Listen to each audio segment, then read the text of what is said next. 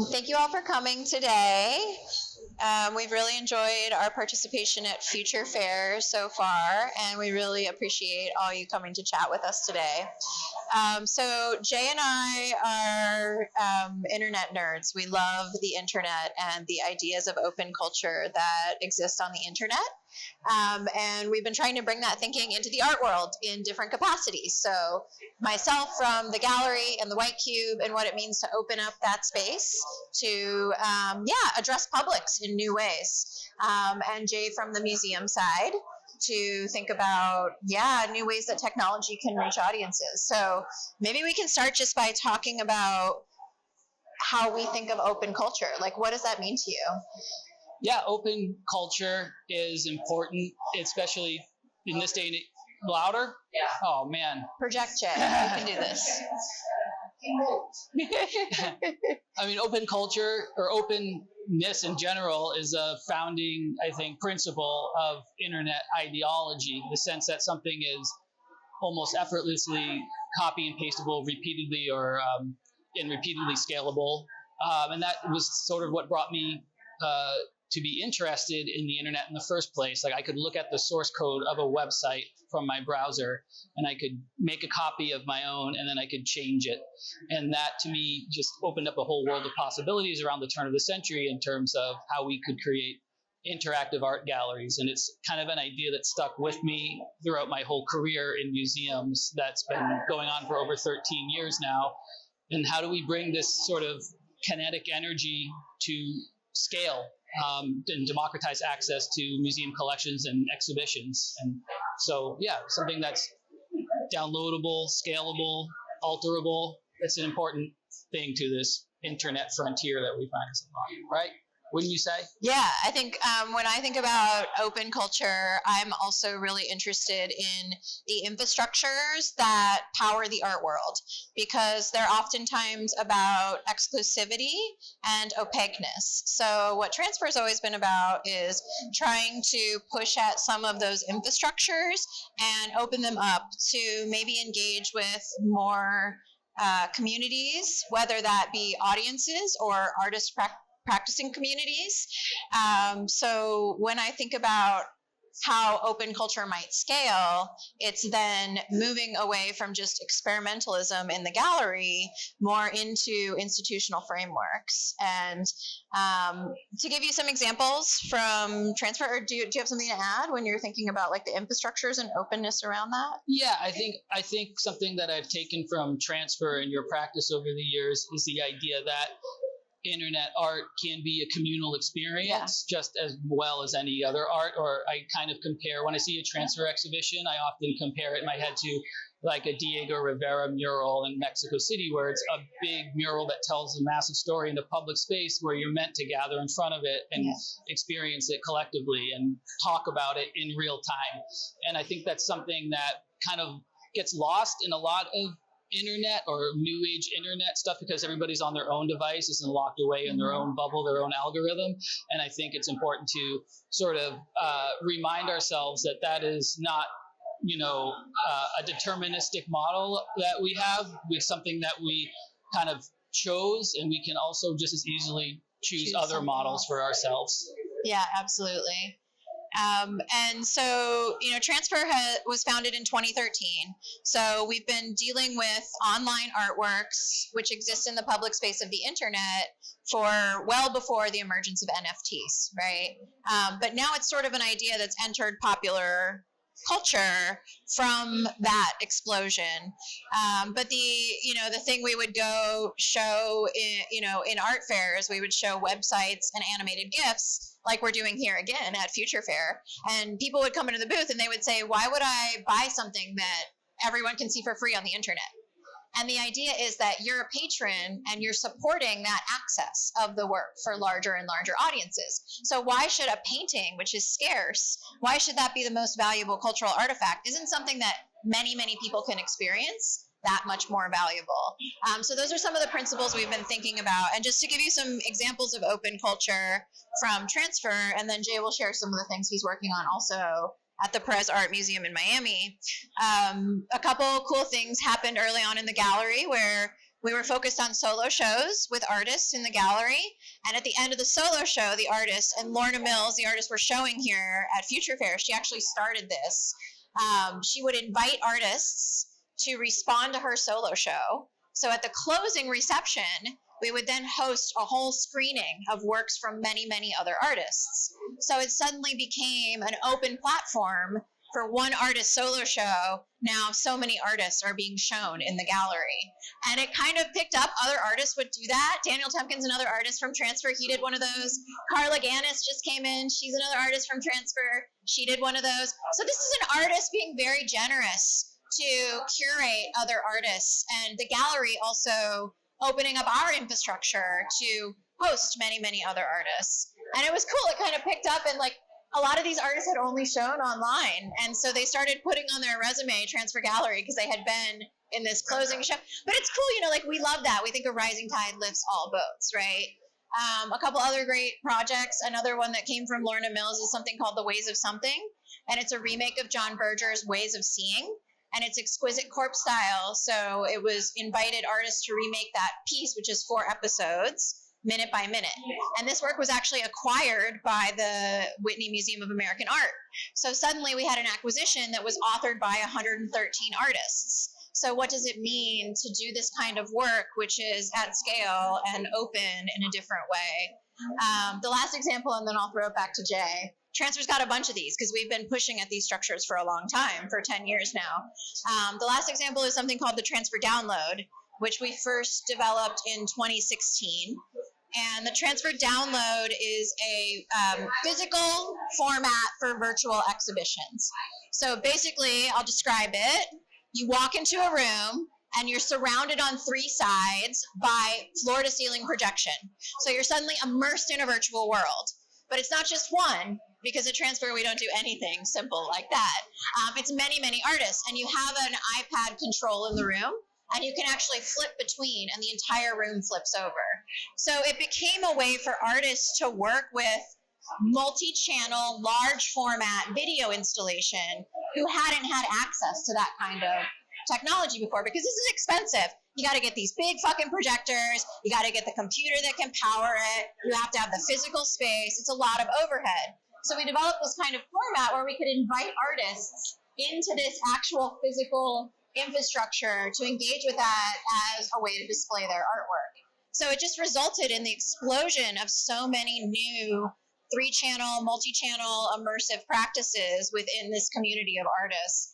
And it was also something that was picked up that traveled all over the world. So then Transfer was a gallery that was being commissioned by organizations, institutions, and museums to do installations of this format. So really crossing all of the boundaries of what a gallery could be and what infrastructure is.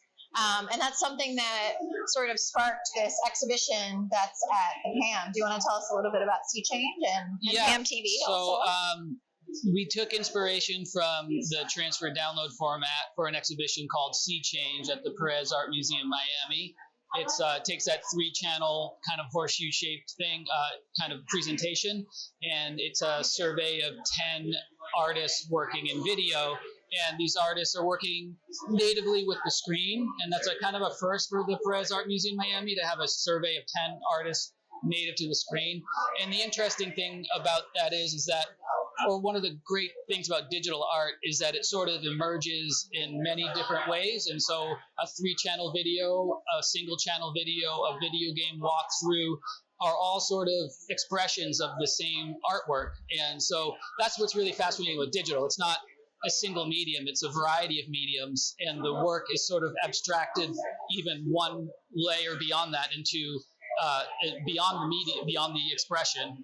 And that's really interesting. And so what that meant was that not only do we have an existing physical space for Sea Change at the gallery in Pérez in Miami, we have a streaming platform for video art for the museum called PAMMTV, and they can see that entire exhibition in single-channel form anywhere they want from the comfort of their own home.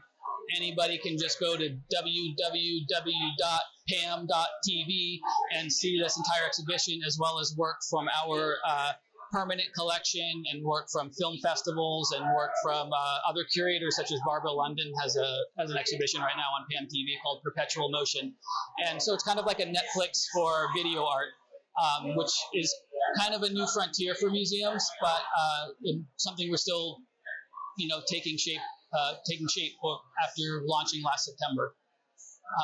Yes. Yeah, I love what you're doing with PAMMTV from, again, a sort of an open culture infrastructure perspective, because you're not just only saying, well, our brick and mortar our exhibitions can go beyond just the physical galleries, but you're also partnering with film festivals and other organizations to use your reach. Another thing we should talk about too regarding PAMMTV is our efforts in closed captioning and translation. Yeah. We are actually, I'm going to say right now, the best museum at translations in the country. Everything in our website is translated in English and Spanish. All of our collection is in English and Spanish that we have online, as well as visual descriptions of the art. So if you can't see, if you're using a screen reader, we also have those in English and Spanish for all the works on our website right now too. In addition to that, we're doing closed captions in both English and Spanish for all of the art videos on PAMMTV, which means that we're kind of doing new stuff every day. I'm tragically monolingual still, but I get to oversee the translations efforts, and every kind of week I learn of a new word that they're stumped by, whether it's like stanchion or coaster, or like most recently we had to translate the word fart into Spanish, and it came out to sonido de pedo, and so that is like that was pleasing to me, the sound of the butt. And speaking of open culture, bringing it back to that, all of the captions that we generate, we give back to the artists, we give back to the makers so that they can present their work and with those captions wherever they go from then on. And we're also starting to ramp up our efforts in Creole translating. Miami has 3 official languages, English, Spanish, and Creole. And so it's kind of our next target to make sure we have equitable translations in that language as well. So let's get into some of the projects we're working on now. So I now am working to build a new kind of open cultural infrastructure, which we're calling the Transfer Data Trust. And the idea is that media art is really difficult to preserve. It has to be maintained. It has to be performed. And so we are forming a new kind of model, which is part technology infrastructure, it's part business model, and then it's a bunch of UI, which is going to make things really usable. User interfaces, things to click on, ways for people to encounter information. That's my other practice. I work in technology as a UX specialist. So I'm bringing that thinking now into the gallery specifically. And what the Transfer Data Trust is, it's an artist-owned archive. So we know that the way galleries work, it's very centralized currently. You sign up with a gallery, they take your inventory, they hold it. You don't have access to it anymore. They take 50% of everything you earn, right? And I've been wondering, well, what if that was the other way around? And so with the Transfer Data Trust, the artists have an archive in their studio where they maintain their artworks, and that's theirs. They then grant me access or other agents access. So it's not me taking that. Instead, they're granting access. That artist-owned archive is on a device, which is called a network-attached storage drive. It's basically a computer with a ton of storage on it, because all of my artists are working with very large files. They're working with virtual worlds, websites, tons and tons of data, right? So each artist has that in their studio. And the studios are linked together through decentralized storage. Who here knows what decentralized storage is? I'm curious if anyone has an idea of what that is. A couple people. Okay.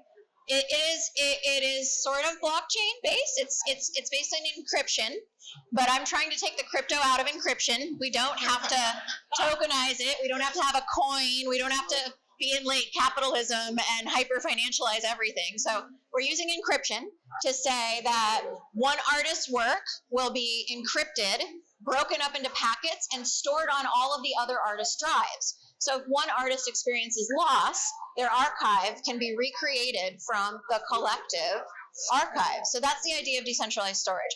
So we're just applying new technologies to do things that are really hard for artists to do on their own right now.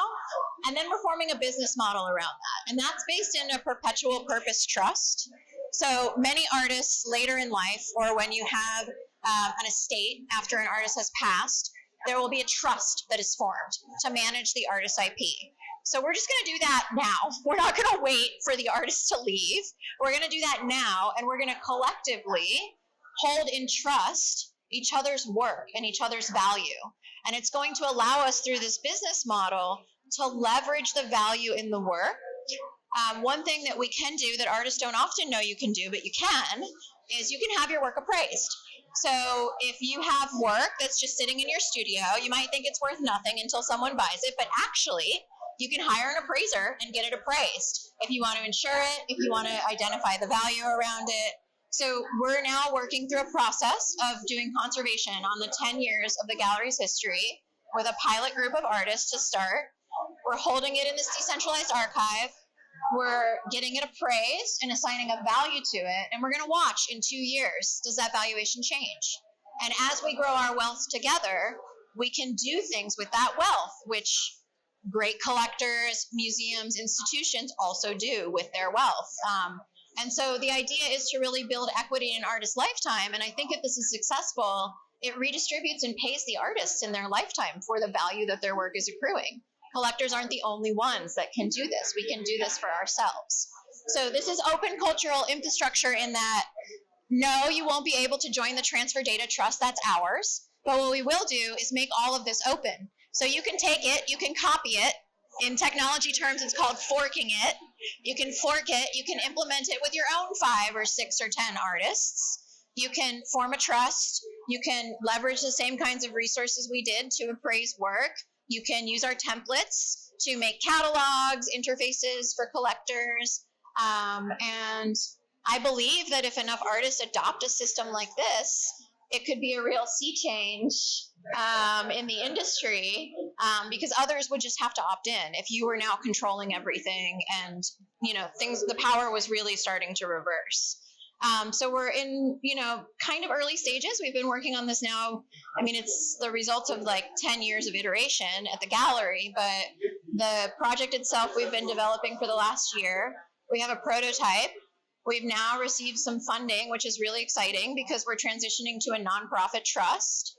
And in the course of the next year, we'll be building out the proof of concept. And once that is launched, we'll then be making that all available for others to kind of pick up and use and explore on their own. Here comes the bar. We'll maybe let them just do their thing for a second here. So that's my big project. And Jay's got a bunch of other stuff that's going on too. Well, let's linger on that a little bit. It's interesting to talk about your project because, what makes it necessary now? Like, why do we need this model now? And that's because the traditional gallery model has failed for new media artists. There we go. Okay, so what makes your new project and the trust so necessary is that the traditional gallery model has failed for new media artists, largely failed for new media artists, and thus a new format is sort of necessary in order to ensure equitable and sustainable outcomes for media artists. And it kind of speaks to the need for this kind of thing that the seldomly see new media art in these fairs going around now, right? How many, I think Kelani's the only one showing new media here, right? Yeah. Is there anybody else showing new media here? And so that speaks to the sort of need for these things. Because once there's a model that people can form a mental map of and understand, you will see the presentation follow from that. You will see the interest from galleries and collectors follow from that. And often collectors tend to shape the kind of art that gets made. We all remember zombie formalism from a few years back. So if there's interest in something from collectors, it sort of tends to feed back into the output of the artist. And what's something that makes this trust so interesting is that it would take that control back into the artist and give it back to the artist. So like how many artists make things that can be sold as a way to support themselves, whereas that was inverted. If artists were free to make whatever they wanted, would they end up making things that they had to sell? And to me, working in a museum, that's the most exciting part, because the amount of art that's made to be sold is a fraction of the art that is made in general. And so if we create more space to the definancialized spaces, we will be more able to get in touch with the totality of human expression. Yeah, I want to riff on that for a second. Thank you, Jay. I appreciate all the kind words about the data trust. I think you really get it. I think there's something even more urgent at stake, which is that a lot of the work that's happened in the last 2 decades in particular, in critical technology practice, studios that are really helping us understand the changes that are happening in our lives based on technology, those works are really at risk of loss. And those works have also not been seen largely because institutions don't know how to handle them. Collectors don't know how to maintain them. They see them as risky investments. They're not buying them. The market is underdeveloped. All the reasons, right? This work hasn't been seen. But I believe that's actually resulted in a cultural crisis, because the accelerated rate of change of AI and technology now is something that every single person is struggling to understand. And if we had been looking at the distant early warnings from these artists for the last 2 decades, we might be in a place where we could actually process that a little bit better. I feel like very fortunate that I have been working so closely with these studios for the last decade, because I have a relationship to this technology and an understanding and a critical orientation to it that many people don't. And it's a gift. And I think that great artwork helps us understand our contemporary condition. And we've all been deprived of that as far as technology goes, because of these market concerns, because of these infrastructure challenges. So I think looking at this stuff is so crucial to understanding how the hell we got here and what we're going to do about it and where we go from here. Yeah, let's talk about that. Like art, a primary function of art is media literacy, and art and technology kind of advance in lockstep. And so if you're not engaging with or presenting art made with contemporary technology, then you're kind of leaving folks behind a lot of the ways. And you're finding that these concepts that people should know to be able to discern and filter things aren't happening. So when we did Sea Change at PAM, we're working with artists who are using things like Unreal Engine and a lot of game design game engines. And so what we're finding is that the docents who come to explain the art to our audiences have never heard of the concept of a game engine. And you know what? That's actually how a crapload of what we look at gets made today, like from Disney immersive experiences to all the blockbuster movies that you're seeing are all made in Unreal or Unity. And by the way, physical infrastructure, crisis management, all of this stuff is modeled in simulations, like very real impact too, not just the media. Absolutely. So if you're not, able to engage, or if you're not engaging or talking about these mediums or how digital technology is made, or the artists that are sort of prodding at the edges of it, then your audiences are kind of getting left behind. And as a museum, it's very important, especially a contemporary art museum like PAM, that we are actually bringing our audiences to the most contemporary methods of art making. I think that's a really nice segue for you to talk about some of the work you're doing with your Wikimedia in residence, actually, and some of the other efforts like the AR gallery. Yeah, one of the roles that we've created in the digital engagement department is a Wikimedia in residence. So as far as I know, we are the only art museum in America, or contemporary art museum in America, that employs a Wikimedia in residence right now. Her name is Michaela Blanc, and her job is not to promote PAM, but to take the artists in PAM's purview and make sure that they are properly represented on Wikimedia and Wikipedia. So PAM, being a Miami museum, it's in a very interesting geography where not only is it a hub of American culture, it's also a Caribbean city. It's also the capital of Latin America, and it also serves the African diaspora. And so those are all groups already that are, traditionally underrepresented on Wikipedia. So we're finding artists that are well known in other geographies don't have any representation on Wikipedia. Like Marcela Cantuaria did a monographic exhibition at PAM, a Brazilian artist, nothing on Wikipedia. Ulda Guzman, Madeline Hunt Ehrlich, Jason Safe, all artists who had no presence on Wikipedia yet were well known. And Jason has like hundreds of thousands of Instagram followers, I think, and yet no Wikimedia article. And so it's important, like a rising tide will lift all boats there. And through our efforts, not only in adding citations, but also translation. Now we have, like, Ulda Guzman is in 4 languages now, and so and then everybody gets at least a few languages on Wikipedia, and so that's been really great to like weave that story back into new media, PAM's efforts, and open resources for everybody. I think that's such an interesting way for audiences to land from the internet into a museum, is via Wikipedia. Like, imagine someone searching or clicking through Wikipedia and then ending up on the PAM. So it's just, again, it's one of these inversions. It's a different way to think about inbound. It might seem small, but the numbers really add up, right? Well, Wikipedia gets about 17 billion hits a month. And so if we could just scrape a little bit of that off the top, that would be sitting pretty for an art museum. Yeah, totally.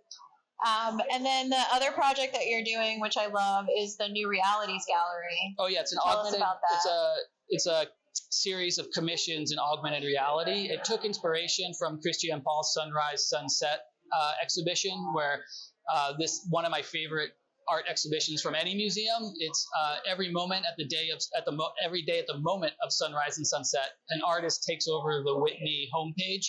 And so it's like something you have to tune in. You have to know it's there and know to look for it, or else you might just go about your day and not know it's there. So New Realities takes inspiration from that sort of concise presentation of an artist's work, like a single serving keyhole into an artist's broader practice, where it uses the PAM logo as the stage and as the trigger for an augmented reality experience. So wherever you see the PAM logo, you can trigger the experience and get a little piece of an artist's work. So Carla Ganis is actually our inaugural New Realities artist. She's her work, Welcome to the Wonderkammer, has been in the New Realities since November of 2022. And we're now looking toward our second commission and hopefully a view into another broader practice. It's also a way for us to engage the web browser as a sort of medium, in the sense that all of the sensors that are available to the web browser are available to the New Realities artist. So if you want to do location awareness or other things, I'm failing to name these web browser things that I love, but you can also engage with that. And so it's a way to sort of keep pace with technology, the evolving technology of the web browser as well. The thing I really love about this project is that it makes you think about the space of meaning around an artwork and an installation. And so what's the minimum viable space of meaning? And in this case, it's the museum's logo. So wherever the logo appears, there is an installation, right? You don't need any of the other infrastructure around. It's simply the identity of the logo, and that could be anywhere. It could be encountered anywhere. Right. We've put the logo on bus stops, coasters, billboards, napkins, coffee mugs, and so you can get it wherever, and you can take it away with you wherever you go.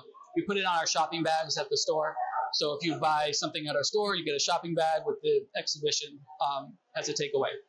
So you just go to ar.pam.org in your browser, and you point your phone at the PAM logo anywhere you see it. Materials with me, and you'll see the installation from Carla Ganis there floating on top of the logo in augmented reality. In your browser, you don't have to download anything. Yeah, it's all open web. That's an important thing to digital engagement at PAM, is that no apps, nothing to download. Everything should be shareable and democratic and as frictionless as possible.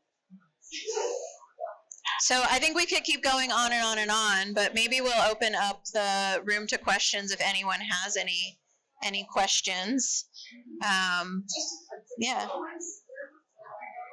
For New Realities?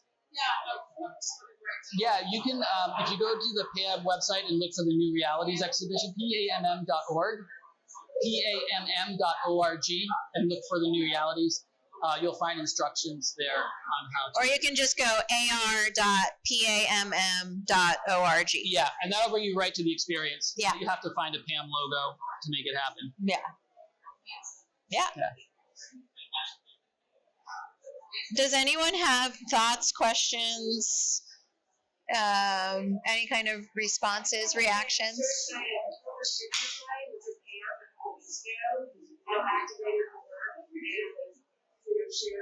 Oh, cool.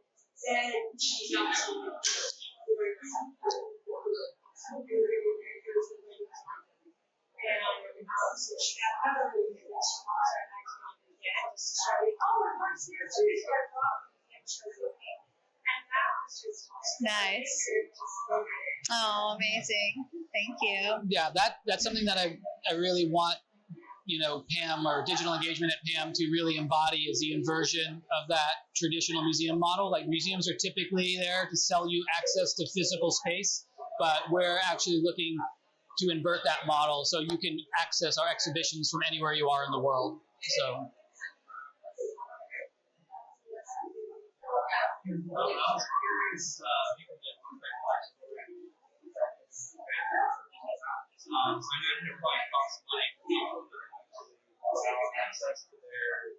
Drives, yeah.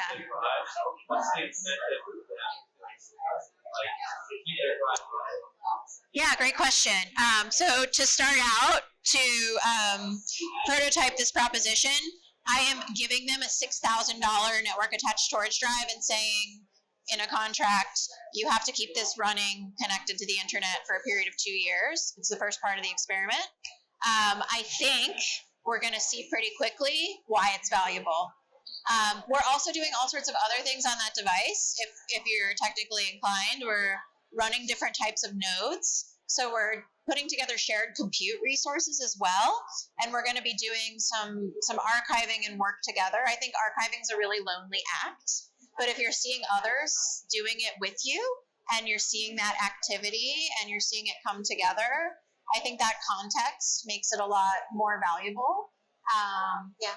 I want to speak a little bit more about this and the sort of broader philosophical underpinning of it that I find so fascinating. I think back in the early days of the internet, we were presented with two models of how things could be. And one is the model, the financialized model that we have now, and the other is the peer-to-peer model that we had with Napster or something like that. And so there were tons of people contributing to Napster, getting nothing out of it, but people felt obligated, or a sense of, duty to actually provide copies of this stuff for people to trade and transfer and stuff like that. And that peer-to-peer spirit of the internet, like when, the issue with Napster was around the copyrighted materials that were being shared, but when it went down, or when that ideology went down, it took a lot of other things with it. And that was that idea that people could share and seed work across the internet, and you could search things and find things and that there wasn't one centralized source for these things. And that was that was something that humanity thought of and did organically, and we sort of curtailed that sort of way of thinking when we, went down this financialized path of the internet. And so I think it's really inspiring to see us kind of start to bend back towards that peer-to-peer philosophy. I think it's more, it seems more in harmony with human nature. And then there's all sorts of other incentivized thinking. So one of the things is that as a collector, you can opt into this network. You then would acquire the hardware, but you get back updates on the artwork. So we're doing preventative conservation for you, which is quite pricey. So we're playing with those levers, and we're trying to understand, what would incentivize us to share in a very open and caring way, in a collective way, what we're all doing and our cultural legacy in that way, right? Yeah, and to piggy on that again, Wikipedia is a great example of that sort of community governance model that we all know. Everybody here, everybody in this room has benefited from Wikipedia constantly, all the time, probably every day. And that is an army of volunteers that is sort of self-regulating or regulated by self-determined community guidelines. And so that's the great kind of model that we should be aspiring towards. Yeah, I mean, Transfer has really operated on that kind of generosity from our artists for the last 10 years. So that's just me recognizing that and trying to kind of formalize it as a model and say, like, hey, there's a better way that others and maybe an industry at large could operate, right? I've seen it working. I know it works. We just have to, like, put it down into an infrastructure, make contracts and commitments to each other in ways that feel good. And yeah, prove out the concept. I know we only have about 5 minutes left. Does anyone else have questions, comments, thoughts? No? Do I have a card? No, they sent me an email at work. They were like, "Do you want cards?" And I was like, "Yeah." And they were like, "You don't need cards." And so I don't have cards.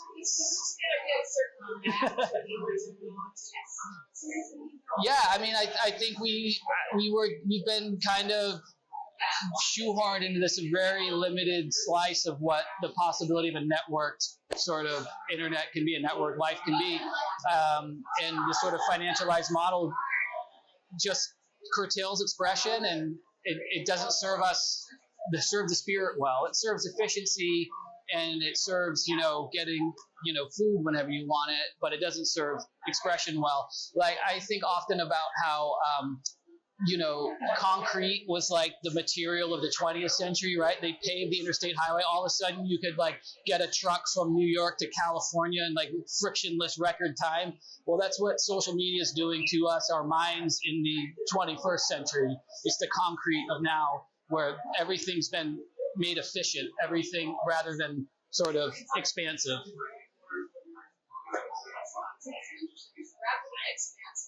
Right.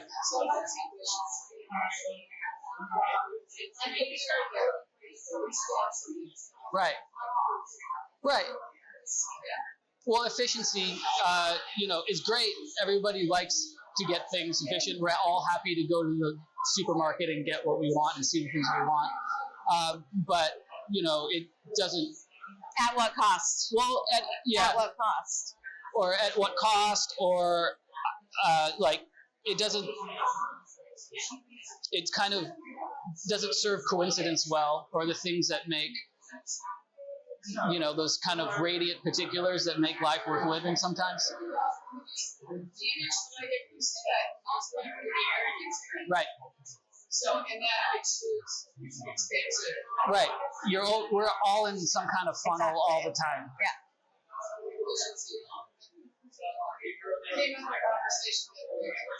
Yeah. Yeah, it's much more fun to be able to kind of go about your day and maybe not know what will happen, although it can be frustrating if you have a clear goal, right? Cool. Well, we'll be around. The transfer booth is just down this way around the corner if you haven't seen it yet. We have animated GIFs from Lorna Mills, from some work we showed actually almost 10 years ago now, back in 2016. So come check it out. Last edition's available if you're interested. And we'll be around to answer more questions. So thank you all for coming to sit with us. Thank you.